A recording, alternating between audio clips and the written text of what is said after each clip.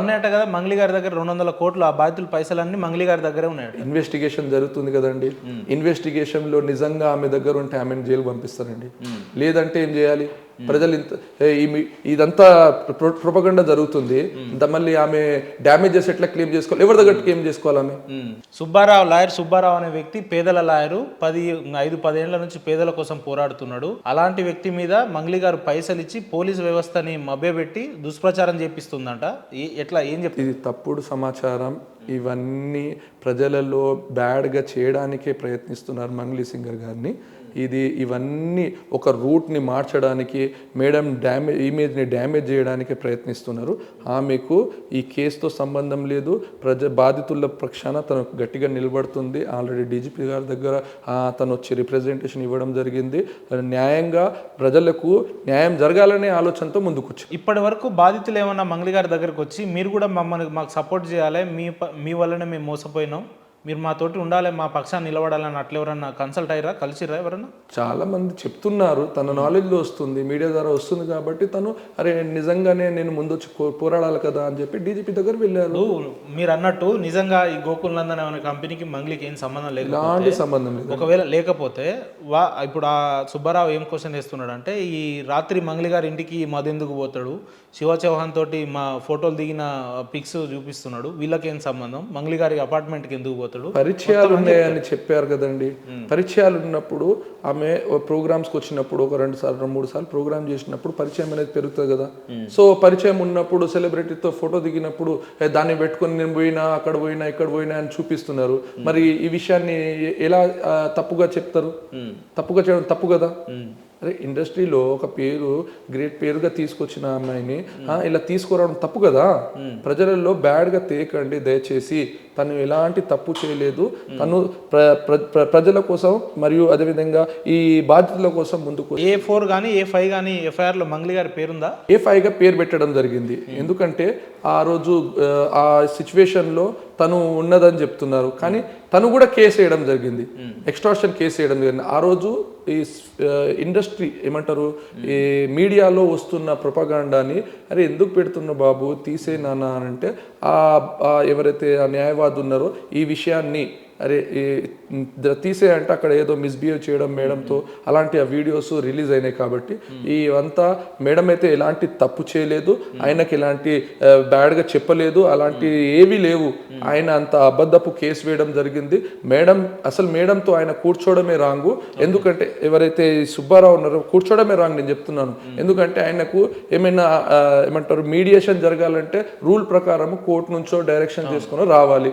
ఇలాంటి ప్రొసీజర్లో కాకుండా డైరెక్ట్ వచ్చి అక్కడ కూర్చోవడం ఆయనకేం అవసరం ఉంది? ఆయన కూర్చోవడం ఇది ప్రాపర్ గా బ్లాక్ మెయిలే కదా. తను ఒక ఇండస్ట్రీ సింగర్ ని డిస్టర్బ్ చేయడమే కదా.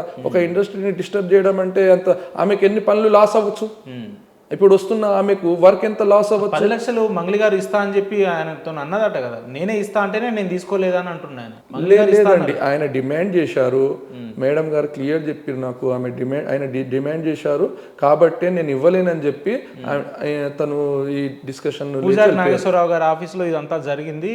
ఆయన సమక్షంలో నన్ను బెదిరించింది ఆమె. 10 లక్షలు ఇస్తా అని కూడా ఆఫర్ ఇచ్చిన ఆయన నేను రిజెక్ట్ చేసిన. నేను పేదల లాయర్ని అంటుండే ఆయన. ఆయననే మేడంని బెదిరించుడు, మిస్బిహేవ్ చేసిండు.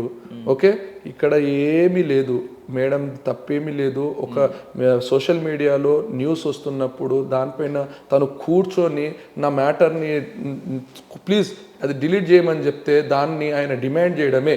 ఆయన డిమాండ్ చేసిండు కాబట్టే ఎక్కడ మిస్అండర్స్టాండింగ్ రావడం వల్ల ఈ కేసులు అనేది పెట్టుకోవడం జరిగింది. అంటే ఇప్పుడు పొద్దున్న లేస్తే మంగ్లీ తప్పు చేసింది అన్నట్టు ఒకరిద్దరు కాదు మాట్లాడు, మొత్తం డిజిటల్ మీడియా మొత్తం అదే రకంగా మాట్లాడుతుంది. సో ఏమన్నట్టు? తను తప్పు చేయలేదండి. ఎందుకంటే తను ఎలాంటి ఆధారాలు లేకుండా ప్రజలలో మీడియా ముందు చెప్పకండి. ఆధారం ఉంటే చూపియండి, ఆధారం ఉంటే మేడం పైన కేసులు వేయండి, కేసులు వేసి తనని కోర్టు చుట్టూ తిప్పండి. కానీ ఆమెకు సంబంధమైన విషయంలో తను లాగకుండా నేను కోరుతున్నాను. హేమకాంత్ రెడ్డి నిజంగా ఆయన బాధితుడు అని చెప్తున్నాడు. 2-3 రోజుల నుంచి ఆయన కూడా వాయిస్ ఓవర్లు ఇస్తున్నాడు పబ్లిక్లో. అవును, మీరు చూస్తేనే ఆయన మంచి బ్లేజర్ వేసుకున్నాడు, కోట్ వేసుకున్నాడు, గిఫ్ట్లు ఇస్తున్నాడు, అంతా ఉంది. నిజంగా ఆ వ్యక్తి తప్పు చేసి ఉంటే బయటకు వచ్చి ఈ రకంగా మాట్లాడు కదా. మరి సార్ ఆయన ఎప్పటి నుంచి మీడియా ముందు వస్తున్నారు? రీసెంట్లీ 2-3 డేస్ నుంచి వచ్చినాడు. ఆయన బాధితుడు ఉంటే అంత fluency language before the media మాట్లాడుతుంటే ఇన్ని రోజులు ఏడిపోయిండండి, ఇన్ని రోజులు ఏడిపోయిండు ఆయన చెప్పండి. ఆయన ఒక ప్లాన్ వేసుకొని ఈ అడ్వకేట్ సుబ్బారావు అనే వ్యక్తికి ఫస్ట్ ముందుకు ట్రెండ్లో పెట్టేసి ఆ తర్వాత చూడండి ఒక న్యూస్లో మీరు చూడండి అడ్వకేట్ సుబ్బారావు వెనుక ఎవరు ఉన్నారో చూడండి, బ్యాక్ సైడ్ ఇతనే కదండి హేమకాంత్ రెడ్డి కాదా? మరి ఆయనను పెట్టుకుని ప్రజలకు బాధితులకు న్యాయం చేస్తా అని చెప్తున్నాడు కదా, మరి నువ్వు మోసం చేసిన వ్యక్తితో ఎలా ఉన్నావు నువ్వు? ఆయన హేమకాంత్ రెడ్డి బినామీ అకౌంట్లో డబ్బులు ఉన్నాయి కదా, మరి అవన్నీ ఏం చేద్దాం అనుకుంటున్నారు? సో ఆ బినామీ మెంబర్స్ ముందుకు రావచ్చు కదా, ఎవరెవరి పేర్లు వస్తున్నాయో వాళ్ళు ముందుకు వచ్చి నా డబ్బులు కాదని చెప్పేమని చెప్పు. మరి ఆ డబ్బులు పెట్టుకొని ప్రజల డబ్బులు పెట్టుకొని ఈడేమో నేను బాధితుడిని అనడం ఎంత తప్పు? మరి ఇది నిజంగా బురద జల్లే ప్లాన్తో ఉన్నారు మంగ్లీ సింగర్ మేడం పైన. కాబట్టి నేను క్లియర్ చెప్తున్నా, ఆయన తప్పుగా పట్టకండి, ఆమెను దోషిగా నిలబెట్టకండి. ఆడ మధు కూడా ఏమంటుండంటే మా గురువుగారు హేమకాంత్ రెడ్డి అని మాట్లాడుతున్నారు. ఇప్పుడు మొత్తం మధు మీద ఫోకస్ పెట్టి ఎప్పుడెప్పుడు మధు బయటకు వస్తాడు, ఈ కేసులో క్లారిటీ ఇస్తాడని చూస్తున్న తరుణంలో మధుని ఏమంటుండు, అసలు నేను కాదు పాత్రధారిని, మా బాసు మా గురువుగారు హేమకాంత్ రెడ్డి అని చెప్తున్నాడు. సో ఇన్ని రోజులు రాని హేమకాంత్ రెడ్డి పేరు సడన్గా ఎందుకు వచ్చింది అంటున్నాడు. సైబరాబాద్ పోలీస్ స్టేషన్లో ఒక కేసు ఎఫ్ఐఆర్ అయిందని నేను ఇంతకు ముందు కూడా ప్రస్తావించిన. ఆయన A2గా రావడం అనేది అక్కడ జరిగింది.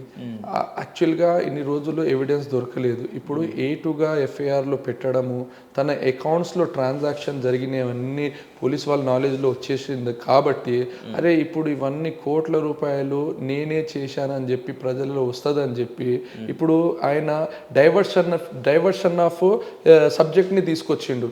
ఈ డైవర్షన్ ఆఫ్ సబ్జెక్ట్ ఏంటంటే ఇప్పుడు సెలబ్రిటీ ఎవరు? మంగ్లీ గారు కాబట్టి ఆ మంగ్లీ గారి పైన మనం తోసేసినాం అనుకో, బ్యాకింగ్లో తను ఉందని చెప్పేసినాం అనుకో, నా పైన రాదు, నేనే బాధితుడిగా వచ్చి ప్రజలకు చెప్పినా అనుకో, తను డ్యామేజ్ అయిపోతుంది, తన ఇమేజ్ డ్యామేజ్ అయిపోతుంది. ఆ తర్వాత ఏమవుతుంది, నా పైన సబ్జెక్ట్ రాదు, నేను ఎలాగో మేనేజ్ చేసుకుని ఏదైనా ఎవరైనా మేనేజ్ అయ్యి ఉంటే అవకాశం ఉంటే మేనేజ్ చేసుకుని నేను బయటపడదనే ఆలోచనతో ఆయన వచ్చాడు.